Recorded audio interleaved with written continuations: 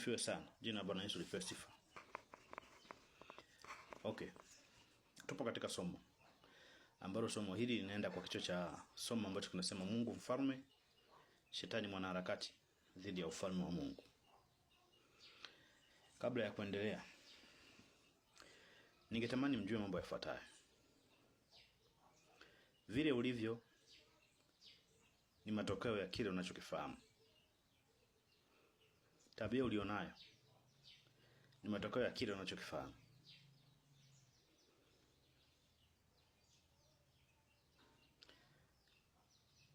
Mafanikio yako hayawezi kuwa zaidi ya vile unavyofahamu.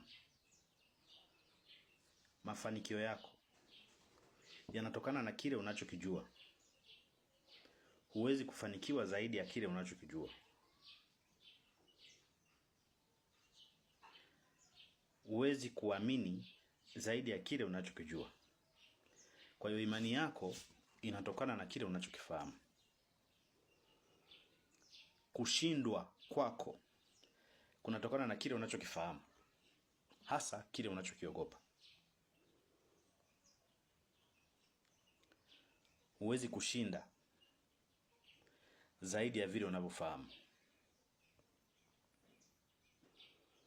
Wewe ni kile unachokifahamu. Wewe ni kile unachokijua. Mungu ni mfalme. Shetani ni mwanaharakati dhidi ya huo ufalme wa Mungu. Makao makuu ya Shetani, ya hiyo ofisi ya wanaharakati dhidi ya ufalme wa Mungu, ipo duniani. Katika eneo lile ambalo kuna ofisi ya wanaharakati duniani, kuna ufalme wa Shetani. Nikimaanisha duniani. Kwenye ufalme wa Shetani kuna wanaharakati wanaopinga ufalme wa Shetani.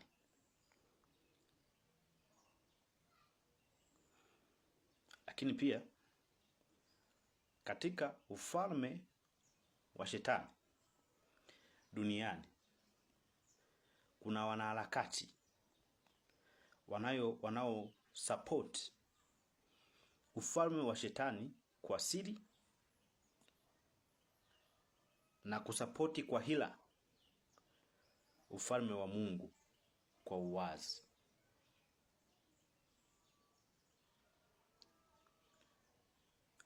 Tukifuatilia Biblia, kwanza kabla ya kuanza huko mbinguni kulikuwa kuna vita. Baada ya propaganda za Shetani kusambaza juu ya ufalme wa Mungu,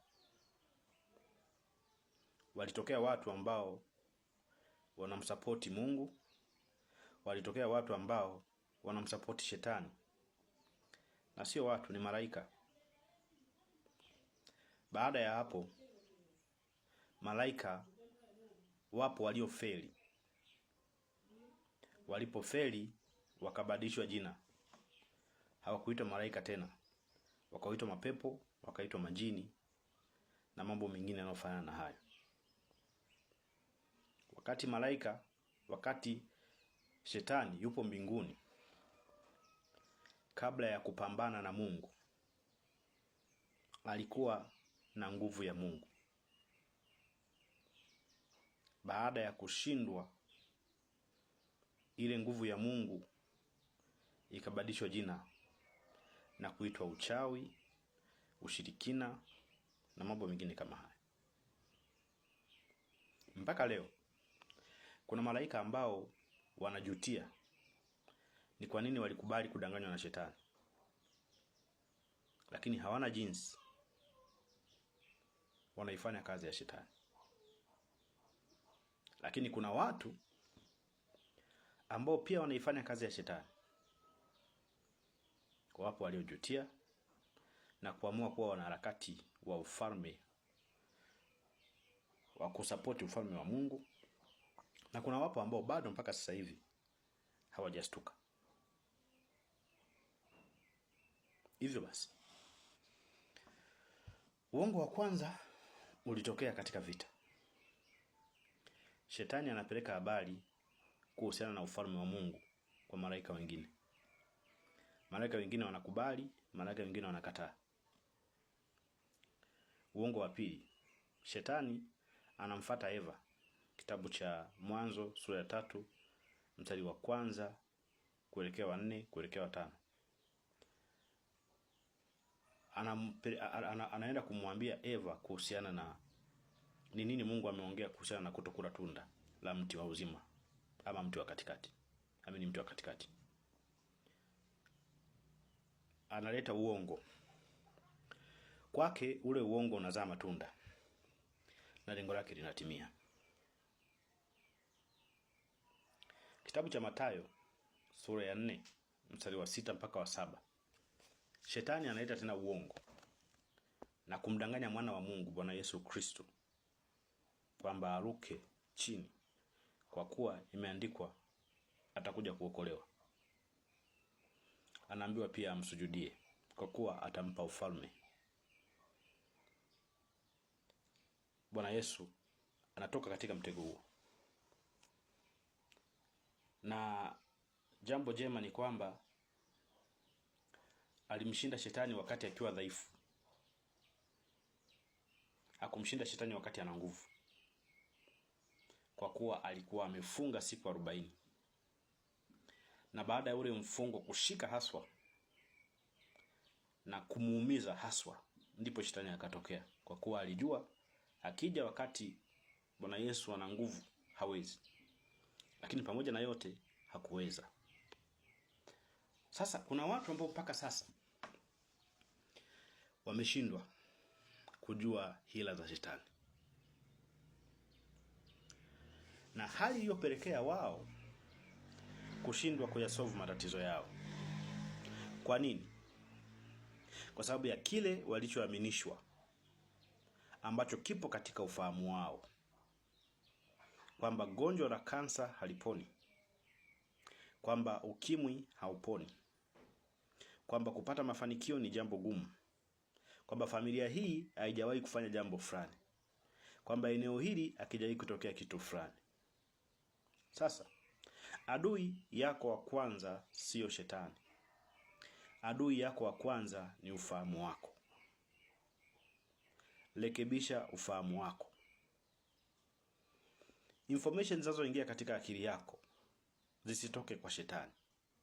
Zitoke kwa Mungu. Na Mungu akupe hekima ya kujua information hizi zimetoka wapi kabla ya kuziweka katika kichwa chako. Kwa bahati mbaya nitaliongea kwa ufupi sana. Shetani yupo kuanzia chekechea. Shetani yupo kufikia darasa la 7. Shetani yupo kuanzia sekondari mpaka kumaliza sekondari. Shetani yupo chuo, yupo PhD, yupo kila kitu. Kadri unavyozidi kuongeza ndivyo unavyozidi kupata information nyingi zinazohusiana na shetani kuliko zinazohusiana na Mungu. Sipingi. Lakini hekima inatakiwa kuhakikisha information unazoziweka katika kichwa chako ni sahihi, ili usiwe mlaibu, ili usiwe mtumwa. Kama ambavyo watu wengi sasa wamekuwa watumwa kutokana na kile wanachokifahamu. Mungu awabariki sana. Tuombe. Mungu mwenye uwezo na Mungu mwenye baraka, ninakusihi ukaingie katika vichwa vya watu wako hawa, katika ufahamu wao. Wanachokifahamu kikawe ni kile ulichoruhusu tu, sio kile usichoruhusu. Na kuomba ukaweke antivirus katika vichwa vyao, na kuondoa virus zote zilizowekwa na shetani, na kuzifanya memory zao za ufahamu wao kuwa clear, kutokuwa na uchafu aina yote ile, na yale yote yaliyokuwa magumu kuwezekana yakawezekane. Uwezo wa kubuni mambo mapya ukatokee, uwezo wa kuogopa uondoke. Naomba yote hayo kwa njia ya Kristo Bwana wetu. Amen. Mungu awabariki sana. Jina la Bwana lipewe sifa. Amen.